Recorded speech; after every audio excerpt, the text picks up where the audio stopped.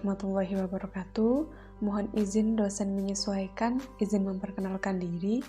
Nama Taruni Remaja Safira Aryandini, nomor Taruna 2003083, kelas MTP 2.2, nomor absen 21. Di sini, saya akan membahas mengenai tata ruang kantor atau office layout.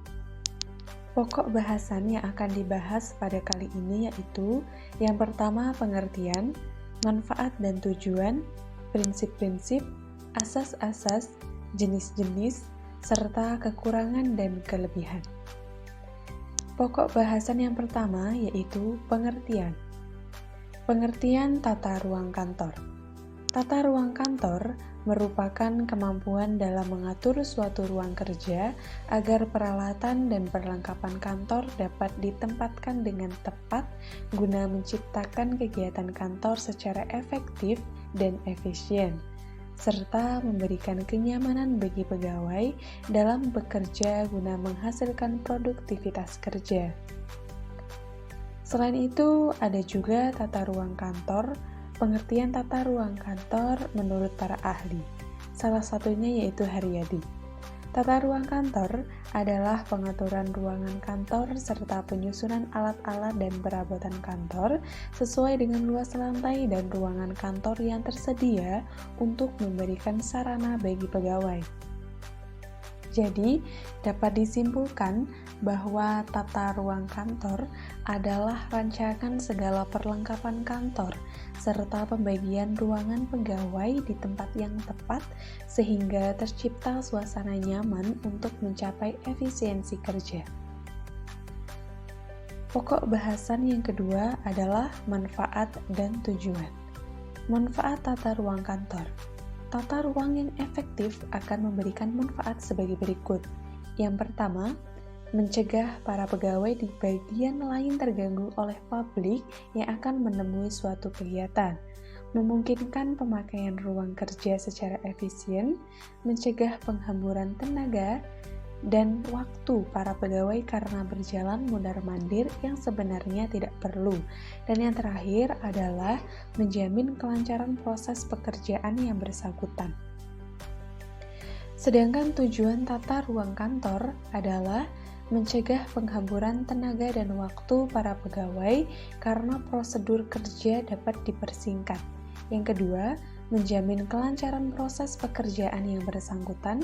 Ketiga, menciptakan kenyamanan bekerja bagi para pegawai. Dan yang terakhir, memberikan kesan yang baik bagi para pengunjung.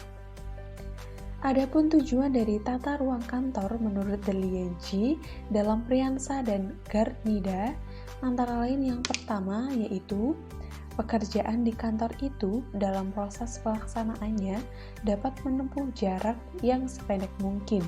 Kemudian, rangkaian aktivitas tata usaha dapat mengalir secara lancar. Pokok bahasan yang ketiga mengenai prinsip-prinsip. Prinsip-prinsip tata ruang kantor. Yang pertama, penataan ruang kantor hendaknya diatur dalam garis lurus supaya pekerjaan mampu mengalir terus-menerus.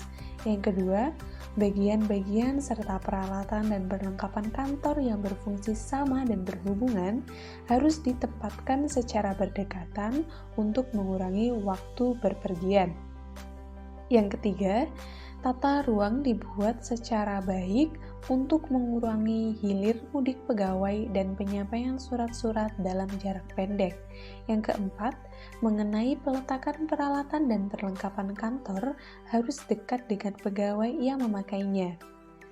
Selanjutnya yaitu yang kelima, meja dan kursi yang dipakai memiliki ukuran yang sama dalam sebuah ruangan. Yang keenam, dalam hal penyusunan, meja harus diatur dengan baik. Ketujuh, penempatan perabot, perlengkapan, dan peralatan yang berhubungan dengan masyarakat harus ditempatkan di bagian depan. Dan yang terakhir, mengenai peletakan tempat penyimpanan arsip-arsip kantor hendaknya berada pada dinding atau susun tangga yang terjangkau oleh petugas. Pokok bahasan yang keempat adalah asas-asas. Asas-asas tata ruang kantor ada 6. Yang pertama, asas mengenai jarak terpendek. Asas jarak terpendek adalah penempatan perlengkapan dan perabotan kantor yang menunjang pekerjaan tertentu diletakkan di lokasi yang berdekatan untuk menghemat waktu agar pekerjaan lebih efektif. Yang kedua, asas rangkaian kerja. Asas rangkaian kerja berdasarkan asas ini, tata ruang yang baik yaitu yang bisa menempatkan perlengkapan berdasarkan rangkaian yang sejalan dengan urutan penyelesaian pekerjaan.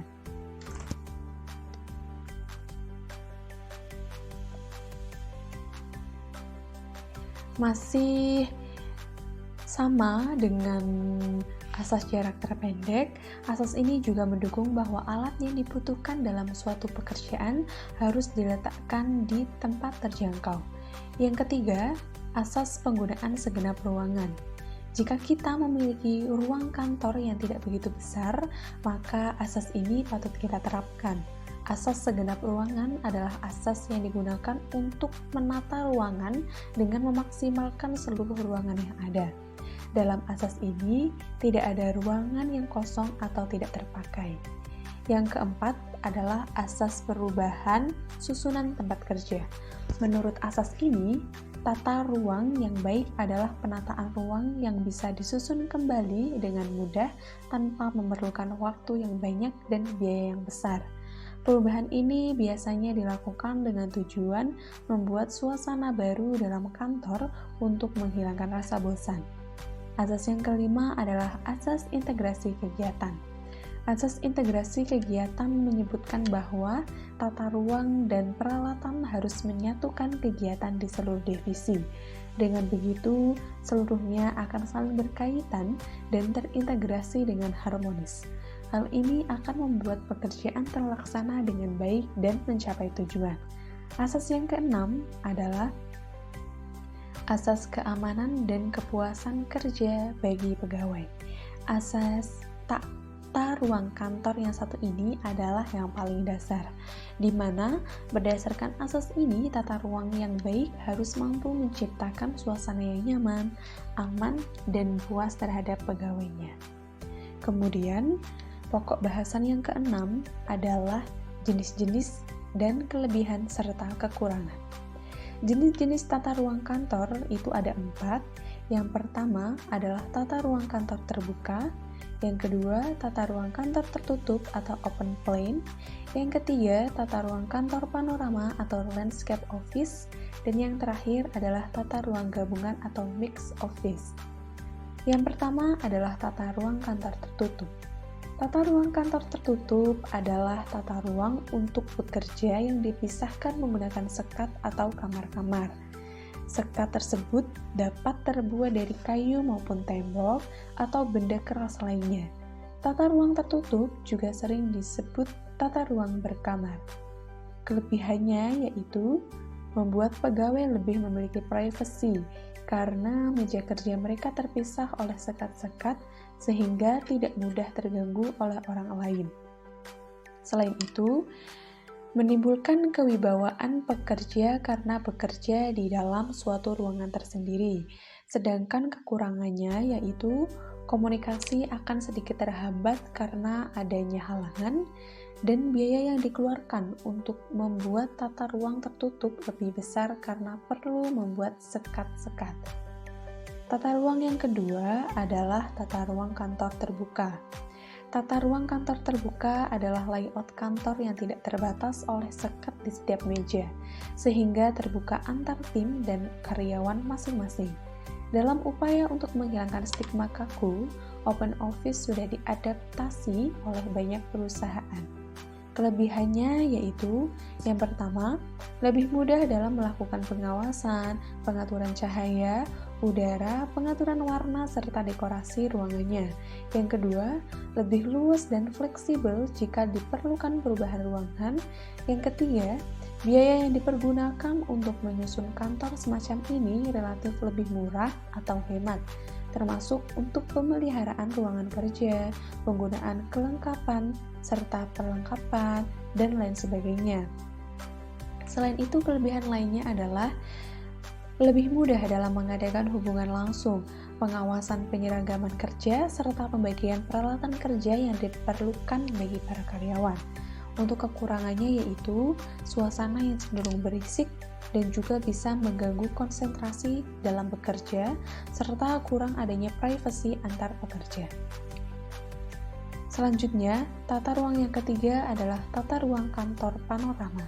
Bentuk tata ruang kantor landscape office ini cocok untuk perusahaan di bidang kreatif atau hiburan. Jenis tata ruang inilah yang bisa dibilang paling unik dan menyegarkan karena banyak menggunakan ornamen bunga atau tumbuhan lain untuk mempercantik ruangannya. Kelebihannya yaitu bisa menciptakan suasana lebih fresh, tidak membutuhkan pencahayaan tinggi karena desain ini juga menggunakan penerangan dari alam. Selain itu, produktivitas kerja meningkat karena pekerjaan dilaksanakan dengan efisien. Sedangkan kekurangannya yaitu tenaga dan biaya perawatannya yang sedikit rumit, serta konsentrasi berkurang ketika terjadi sesuatu hal yang aneh di luar ruangan. Tata ruang yang terakhir yaitu tata ruang kantor gabungan. Tata ruang kantor gabungan atau mixed office layout merupakan perpaduan antara konsep tata ruang kantor terbuka dan tertutup. Konsep penataan ini cukup populer di kalangan korporasi masa kini yang membutuhkan kenyamanan lebih dan efisiensi kinerja yang tinggi. Sedangkan kelebihannya yaitu tampilannya yang dinamis dan tidak kaku. Sedangkan kekurangannya yaitu tentu saja biaya pembangunan akan sedikit lebih mahal dan harus dengan bantuan ahli agar tidak menjadi desain yang sembarangan. Pokok pembahasan yang keenam adalah perbedaan. Perbedaan tata ruang kantor terbuka dan tata ruang kantor tertutup. Tata ruang terbuka umumnya terdapat satu meja khusus yang digunakan baik oleh satu karyawan atau beberapa orang karyawan.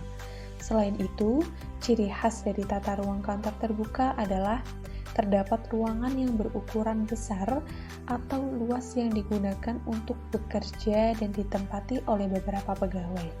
Para pegawai ini bekerja bersama-sama di ruangan tersebut tanpa dipisahkan oleh penyekat apapun. Sedangkan untuk tata ruang tertutup yang didesain dengan adanya banyak sekat, biasanya ruang kantor tertutup di dalamnya terdapat sekat berupa dinding-dinding pembatas. Sekian dari saya, apabila ada kata-kata yang kurang berkenan, saya mohon maaf. Wassalamualaikum warahmatullahi wabarakatuh.